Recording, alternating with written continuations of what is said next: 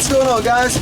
Sorry about the last video. I had to delete it and then re-upload it because I upgraded my editing software, and you know what happens when you upgrade stuff nowadays. Oh, we're gonna take all those buttons that you've been used to for the past 4 years, we're gonna hide them, and then we're gonna change them up and put new meaning behind them so you don't know what's going on.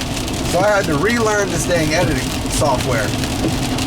But I uploaded it. I finally figured it out and uploaded it the right way. But anyway, I want to do a vlog on property management. It's just getting too hard to answer all the comments and emails and stuff, so I want to do it in one big swoop. A lot of people have been asking, how do I get into property management? And they say, you know, it's like a secret society. Like, you got to know somebody, and no one will hire you unless you got experience. You know, how are you going to get experience when no one will hire you? And my answer is student housing. If you've got a college around where you live, go find where the students live. It's called student housing. Google student housing in my area. Do that on your phone. And find some student housing properties, and they will hire you. That's how I got in, and I didn't know the difference between a flathead and a Phillips head. No exaggeration. So student housing is your answer if you want to get in and get some years under your belt. Especially in June and July. That's when they will really hire you, because student housing has a turn season. It's called term season. All the college kids' leases, they end on July 31st, and they all have to be out by August 1st. And you have to make roughly 50 or more trashed college party pads look brand new in 3 weeks to a month. And it is fast paced. I mean, you're working from 6, 7 a.m. to midnight, sometimes longer.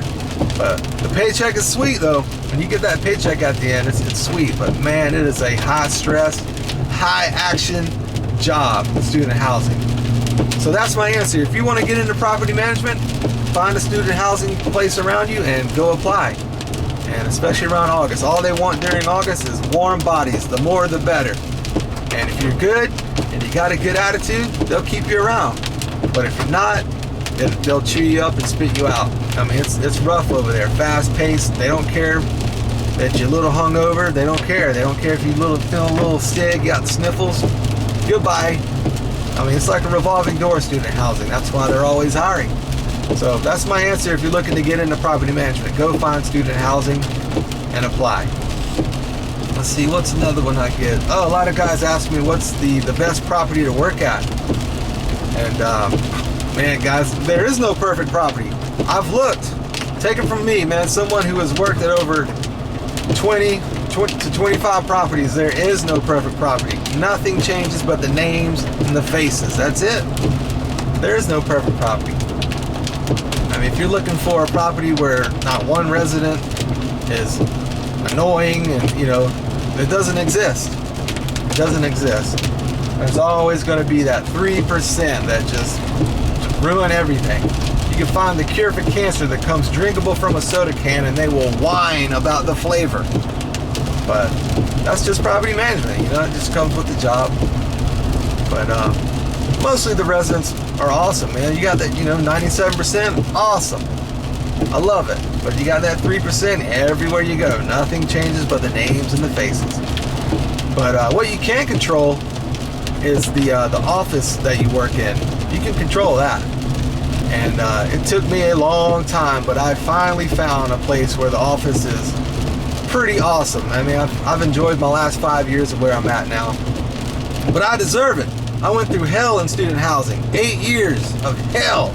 And I've been through some doozy property managers. But I'm staying put now. And I deserve it. I think I do. So what I can do right now is go through the different types of properties and what you can expect.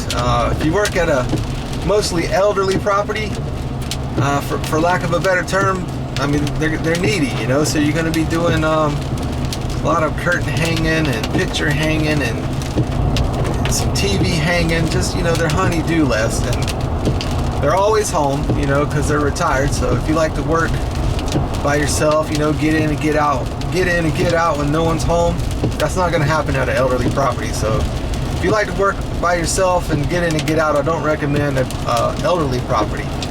And I don't mean needy in a derogatory way. It's just a lack of a better term. You know, they got a lot of things that they need done because they can't do it.